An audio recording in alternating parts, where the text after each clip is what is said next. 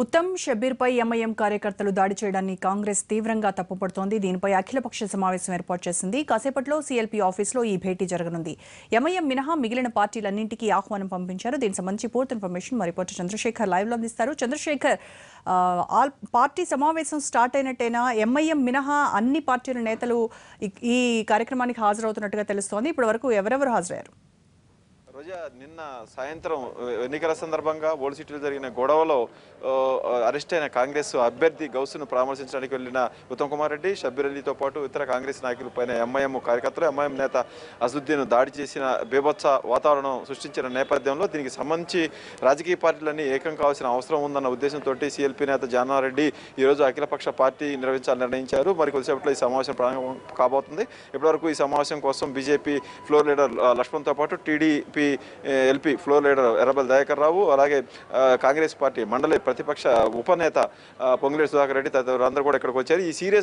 ఈ వ్యవహారాన్ని అన్ని పార్టీలు కూడా సీరియస్గా తీసుకున్నాయి. ఈ సమావేశానికి ఎంఐఎం, టీఆర్ఎస్ మినహా మిగతా పార్టీలన్నింటినీ కూడా జానారెడ్డి ఆహ్వానించారు. మొదట టీఆర్ఎస్ని కూడా పిలవాలనుకున్నప్పటికీ టీఆర్ఎస్ సహకారం కూడా ఎంఐఎంకు ఉంటుంది కాబట్టి ఆ పార్టీని పిలిస్తే మేము ఈ సమావేశానికి రామని మిగతా పార్టీ చెప్పిన నేపథ్యంలో ఆ పార్టీని డ్రాప్ చేశారు. మిగతా పార్టీలన్నీ కూర్చొని ఒక అభిప్రాయానికి వచ్చిన తర్వాత ఓల్డ్ సిటీలో ఎంఐఎం చేస్తున్న ఆగడాలకు ఎలా స్టాప్ పెట్టాలి, దానికి ప్రభుత్వం వైపు నుంచి ఎలాంటి చర్యలు ఉండాలనే దాని మీద ఈ సమావేశంలో చర్చించబోతున్నారు. ఈ సమావేశానికి కోసం వచ్చిన బీజేపీ ఫ్లోర్ లీడర్ లక్ష్మణ్ గారు, అలాగే పొంగులేటి సుధాకర్ రెడ్డి గారు మనతో ఉన్నారు. వారితో క్లుప్తంగా మాట్లాడతారు. సార్, నిన్న జరిగిన సంఘటన చూశారు. మీ పార్టీ అభ్యర్థి జంగన్మెట్ అభ్యర్థి మీద కూడా దాడి చేసి కొట్టారు, గాయాలని.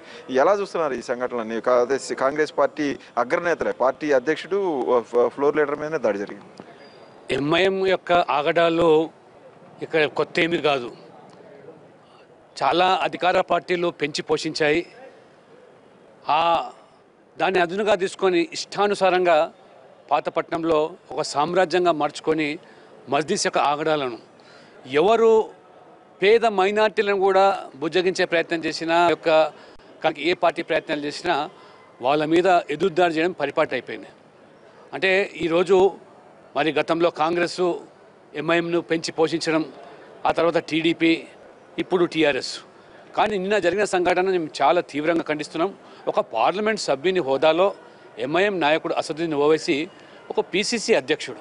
పార్టీ లీడర్ కావచ్చు, సిద్ధాంతపరంగా మాకు వైరుధ్యాలు ఉండొచ్చు, కానీ ప్రజాస్వామ్యంలో వాళ్ళ కార్యకర్తను పరామర్శించడానికి ఒక పీసీసీ అధ్యక్షుని హోదాలో వెళ్తే పాతపట్నంలో మరి రావడం ఏందని ప్రశ్నించడము, మా సామ్రాజ్యంలో అడుగుపెట్టడం ఏందని చెప్పి దాడి చేయడము, ఈ రకమైన భౌతిక దాడులు ప్రజాస్వామ్యంలో ఏమాత్రం కూడా మంచిది కాదు. మేము ఇవాళ కొత్తది కాదు. ఇవాళ పాతపట్నంలో మంత్రులు వెళితే కూడా, నాకు తెలిసి కాసు కృష్ణారెడ్డి గారు సివిల్ సప్లైస్ మినిస్టర్గా ఉన్నప్పుడు ఆ రోజు రేషన్ షాప్ పరిశీలనకు వెళ్తే దారుసలాం పిలిచి మందలించినటువంటి రోజులు. ఒక మంత్రి కూడా స్వయంగా మరి ఆ యొక్క మంత్రిత్వ శాఖను కూడా సమీక్షించే పరిస్థితి పాతపట్నంలో, అంటే మస్జిద్ ప్రాబల్యం ప్రాంతాల్లో లేదంటే ఇవాళే కాదు. ఇవాళ మైనార్టీల్లో కూడా వాళ్ళ యొక్క ఆగడాలను ఎదిరించే వాళ్ళ మీద దాడులు చేయడము, వాళ్ళని కొట్టడము మీరు చూసారు. ఇటీవల పైల్వాన్ లాంటి సంఘటనలు ఎందుకు వెలుగులోకి వస్తున్నాయి? ఇది కొత్త కాదు. అంతకుముందు సిపిఎం మధు పార్లమెంట్ సభ్యునిగా పాతపట్నంలో వారు కూడా వాళ్ళ పార్టీ యొక్క కార్యక్రమాలను మరి నిర్వహించడానికి వెళ్తే వారి మీద తరిమి కొట్టినట్టు ఉదంతాలు. ఆ రకంగా మరి మజ్లిస్ను ఇవాళ అదుపు చేయకపోతే, ఆ రోజు కాంగ్రెస్ పోషించింది, తర్వాత టీడీపీ పోషించింది, ఇవాళ టీఆర్ఎస్ అధికార పార్టీ. ఆ మజ్లిస్ యొక్క మెప్పు కోసం ఇవాళ ఎన్నికలను ఏ రకంగా మరి అప్రజాస్వామికంగా వివరించిందో అందరూ కూడా గమనించాలి.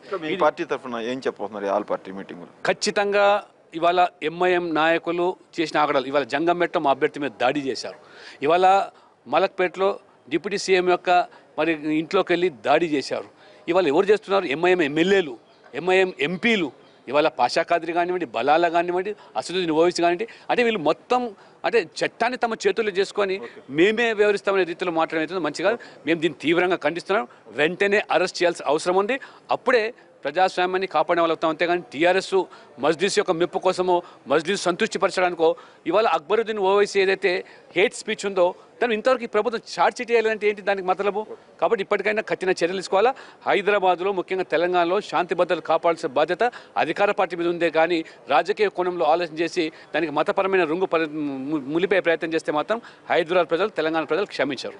సుధాకర్ రెడ్డి గారు, మీరు చెప్పండి, మీ పార్టీ అగ్రనాయకత్వం మీద దాడి చేసింది, దీన్ని ఎలా చూస్తూ ఉన్నారు? ఇది చాలా తీవ్రంగా పరిగణిస్తున్నాం. దేశవ్యాప్తంగా కూడా ఇది చర్చ అయింది. ఒక ఎంఐఎం ఈ రకంగా గుండాయిజం వాళ్ళది ఒక రాజ్యంగా స్థాపించుకొని ఫిజికల్గా అంటే భౌతికంగా దాడులు చేయడాన్ని తీవ్రంగా పరిగణిస్తున్నాం. తక్షణం అరెస్ట్ చేయాలా. 24 hours డిమాండ్ ఉంది. సిపిఐ, సిపిఎం, బీజేపీ, టీడీపీ అన్ని పార్టీలను కూడా ఇన్వైట్ చేసినాం. దీన్ని మామూలుగా అయితే వదిలిపెట్టడం. ఇది కేసీఆర్ గారి విచక్షణ మీద కూడా ఆధారపడి ఉంటుంది. ఇది శాంతి భద్రతలను పరిరక్షిస్తాడా, ఆయన రాజకీయ ప్రయోజనాలు పరిరక్షించుకుంటాడా, ఇది ఆయనకు పరీక్ష. తక్షణం అసదుద్దీన్ ఓవైసీని అరెస్ట్ చేయాలి. లేకపోతే ఇది ప్రజాస్వామ్యానికి మచ్చ అని చెప్పి సందర్భంగా తెలియజేస్తాం. Thank you. మొత్తానికి కాంగ్రెస్ పార్టీ మీద జరిగిన దాడిని కానీ, బీజేపీ అభ్యర్థి మీద జరిగిన దాడిని కానీ పార్టీలన్నీ కూడా సీరియస్గా తీసుకున్నాయి. ఈ సమావేశం తర్వాత వీళ్ళందరూ కలిసి ముఖ్యమంత్రి కేసీఆర్ని కలిసి దీని మీద సీరియస్ యాక్షన్ తీసుకోవాలి. ఇలాంటి సంఘటనలతోనైనా ఓల్డ్ సిటీలో ఎంఐఎం ఆగడాలకు అడ్డుకట్టవైపోతే భవిష్యత్తులో ఏ పార్టీ కూడా అక్కడ అడుగు పెట్టలేని పరిస్థితి ఉంటుంది. ఏ పార్టీ అక్కడ పోటీ చేయలేని, ప్రచారం చేసుకునే పరిస్థితి ఉంటుంది. కాబట్టి ఈ సంఘటన ఆధారంగా మొత్తం ఇంతకుముందు జరిగిన కానీ ఇప్పుడు జరుగుతున్న సంఘటనల మీద ఒక కంక్లూజన్కి రావాలనేది కాంగ్రెస్ పార్టీ భావిస్తుంది. మిగతా పార్టీలు కూడా అదే వైఖరితో ఉన్నాయి. వీళ్ళు సీఎం అపాయింట్మెంట్ తీసుకొని సీఎంను కలిసే అవకాశాలు అయితే కనిపిస్తూ ఉన్నాయి. రోజా. రైట్ చంద్రశేఖర్.